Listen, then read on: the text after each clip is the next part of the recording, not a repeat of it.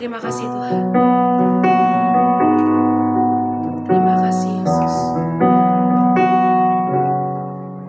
Betapa besar kasih-Mu Allahku, sehingga Dia berikan Yesus padaku, supaya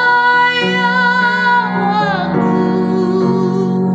tidak binasa, melainkan beroleh hidup yang kekal.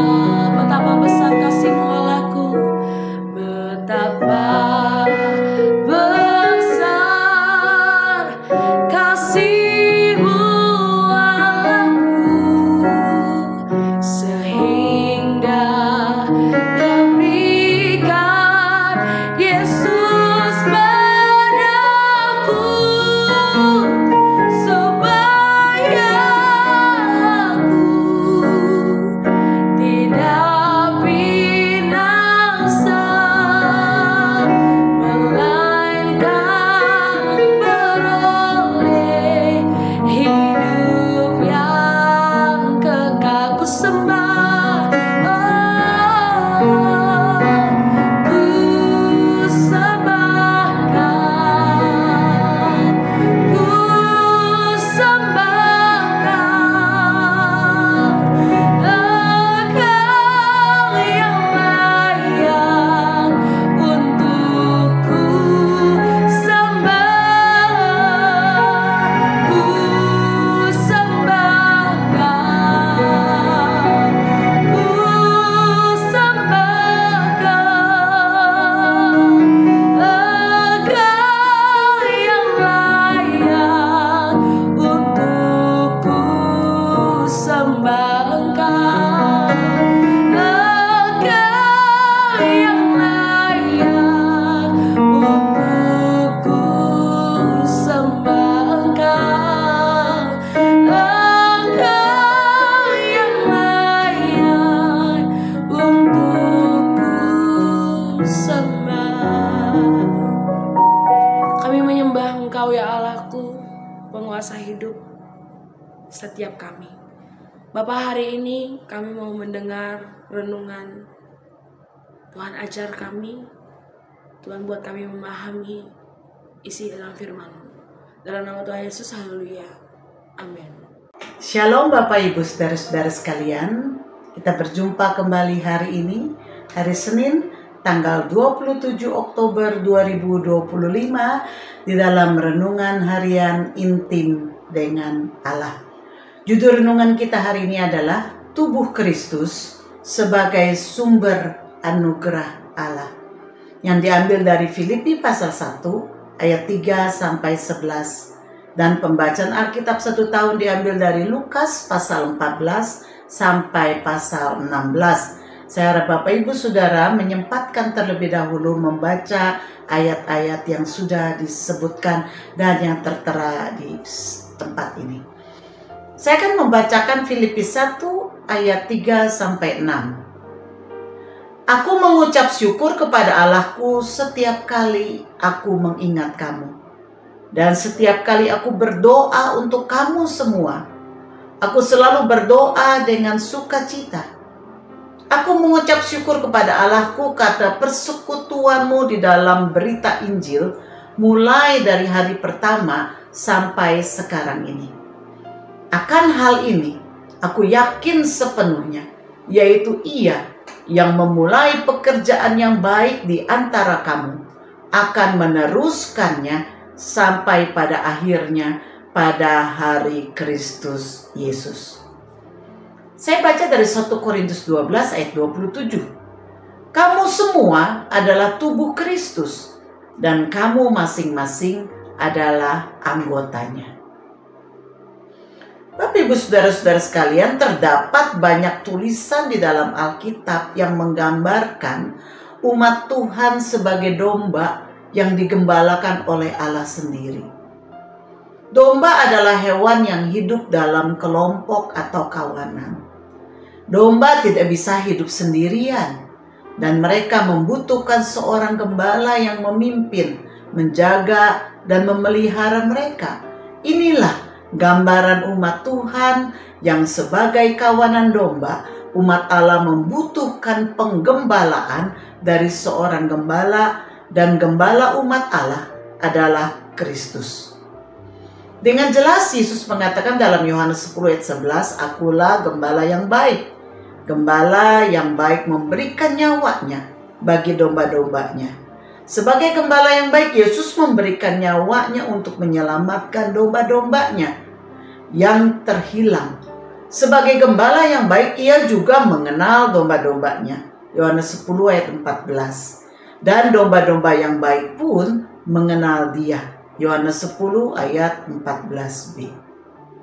Sebagai kawanan domba yang selalu membutuhkan arahan dan kumpulan, Yesus sekalipun ia telah naik ke surga, dia mengirim Roh Kudus untuk membentuk tubuh Kristus, yakni gerejanya. Yesus telah memulai dengan kelompok kecil, yakni kelompok 12 murid Yesus. Yudas Iskariot digantikan oleh Matias di dalam Kisah 1 ayat 23 sampai 26. Dari 12 orang murid Yesus itu bertambah dengan 70 murid lagi. Saudara bisa baca di dalam Lukas 10 ayat 1. Dan ketika Yesus telah terangkat ke surga, maka yang berkumpul di ruang atas untuk menantikan janji Bapa, Alkitab menuliskan ada 120 orang dalam Kisah 1 ayat 15. Ketika Roh Kudus dicurahkan dan setelah Petrus berkhotbah, maka terjadi multiplikasi yang sangat luar biasa, di mana terdapat 3.000 orang bertobat dan dibaptis serta menjadi jemaat mula-mula. Kisah 2 ayat 41. Inilah gereja mula-mula yang kemudian tersebar di seluruh dunia, karena setiap jemaat bersaksi dimanapun mereka berada. Dan Injil diberitakan di seluruh dunia sampai kepada negara kita. Kisah 8 ayat 4 menjelaskan, mereka yang tersebar itu menjelajah seluruh negeri itu sambil memberitakan Injil. Nah, mengapa umat Tuhan disebut sebagai tubuh Kristus, saudara? Karena meskipun banyak, umat Tuhan hanya memiliki satu kepala, yakni Kristus. Roma 12 ayat 5. Kristuslah sang kepala gereja. Dialah sang gembala, sang pemimpin gereja Tuhan. Kita semua adalah anggota tubuh yang saling melengkapi dan saling menopang. Mengapa Tuhan menyediakan gerejanya atau tubuh Kristus bagi umatnya? Yang pertama, saudara, karena melalui gerejanya umat digembalakan. Perumpamaan domba yang hilang menjelaskan bahwa orang percaya tidak bisa hidup sendiri dan bagi dirinya sendiri. Orang percaya yang menyendiri tidak akan kuat di dalam menghadapi serangan musuh, yakni roh-roh jahat. Sebab itu orang percaya harus terhisap dalam komunitas orang percaya, yakni gereja Tuhan. Ibrani 10 ayat 25 menjadi peringatan bagi orang percaya untuk tidak menjauhkan diri dari pertemuan-pertemuan ibadah. Melalui gerejanya, Allah memberikan firman-Nya dan kehendaknya diberitahukan. Yang kedua, saudara, mengapa Tuhan menyediakan gerejanya? Karena melalui gerejanya, anggota-anggota tubuh Kristus bisa saling menasehati, saling menolong. Yang kuat membantu yang lemah, yang lebih membantu yang kurang, dan yang kurang tidak merasa rendah diri.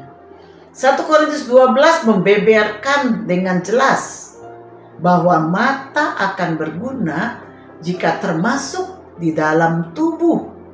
Demikian juga dengan telinga, penciuman, tangan, kaki, dan lain-lain akan tidak berguna jika di luar tubuh. Dan tubuh sendiri tidak berarti tanpa kepala, yakni Kristus. Yang ketiga, saudara, mengapa Allah menyediakan gerejanya? Karena melalui gerejanya, anggota-anggota dibangun dan diperlengkapi. Semua talenta dan karunia roh bisa dikembangkan. Efesus 4 ayat 12 mengatakan untuk memperlengkapi orang-orang kudus bagi pekerjaan pelayanan, bagi pembangunan tubuh Kristus. Apa perenungan kita hari ini? Gereja atau jemaat atau tubuh Kristus adalah sumber anugerah Allah yang Allah sediakan bagi orang percaya. Gereja adalah bukti bahwa Yesus tidak meninggalkan umatnya begitu saja. Dia memberikan mandat kepada gerejanya untuk melanjutkan dan menuntaskan misi yang agung, yakni memberitakan Injil kepada yang masih terhilang dan tersesat. Menggembalakan yang sudah ada dalam kawanan.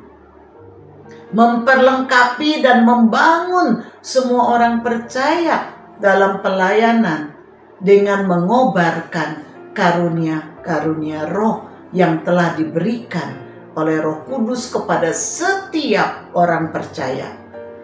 Sehingga setiap orang percaya dipersiapkan agar menjadi mempelai Kristus yang kudus, yang berkenan, dan yang layak bagi Kristus. Apakah saudara sudah terhisap di dalam sebuah gereja lokal? Mari kita berdoa.